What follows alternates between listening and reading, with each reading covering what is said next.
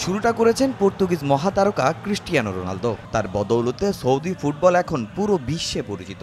Neymar, করিম Benzema, Sadio মানেরাও হেঁটেছেন একই পথে। অনেকেই নতুন করে যুক্ত হতে চাচ্ছেন সৌদি লিগে। তবে এতে দুশ্চিন্তায় ইউরোপিয়ান ক্লাবগুলো। ফুটবলারদের মধ্যপ্রাচ্যে যাওয়া ঠেকাতে এবার নতুন কৌশল অবলম্বন করেছে বার্সেলোনা। ফুটবলারদের সৌদি ক্লাবে যাওয়ার অন্যতম কারণ অর্থ।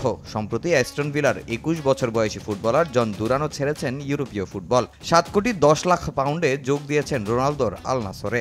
অথচ প্রায় নিয়মিতই সুযোগ পেতেন অ্যাস্টন ভিলার একাদশে। কদিন আগে ভিনিসিয়াস জুনিয়রের সামনেও এসেছিল রেকর্ড পরিমাণ অর্থের প্রস্তাব। অর্থের লোভ দেখিয়ে আরও অনেক ফুটবলারকেই মধ্যপ্রাচ্যে নিয়ে যেতে চায় সৌদি ক্লাবগুলো। এবার ফুটবলারদের সৌদি আরবে যাওয়া ঠেকাতে এন্টি সৌদি ক্লোজ চালু করেছে বার্সেলোনা। পেদ্রির সঙ্গে 2030 সাল পর্যন্ত নতুন চুক্তি নবায়ন করেছে বার্সা।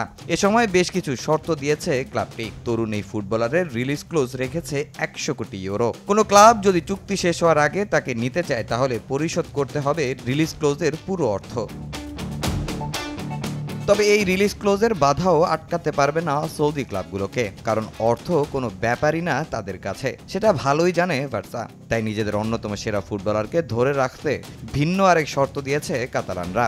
এই শর্ত অনুযায়ী পেদ্রি ভবিষ্যতে কোন ক্লাবে যাবে তার পুরো সিদ্ধান্তই থাকবে বার্সেলোনার হাতে। সেই হিসাবে রিলিজ ক্লোজের পুরো অর্থ পরিশোধ করেও সৌদি আরবের কোনো ক্লাব কিনতে পারবে না পেদ্রিকে। 2031 সাল পর্যন্ত রোনাল্ডো আরাউহোর সঙ্গেও এমন চুক্তি করেছে কাতালানরা। গণমাধ্যমের খবর, গাবির সঙ্গেও এমন চুক্তি করার কথা ভাবছে বার্সেলোনা।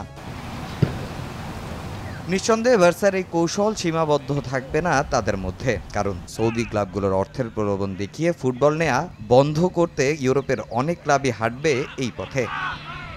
তামিম হোসেন, সময় সংবাদ।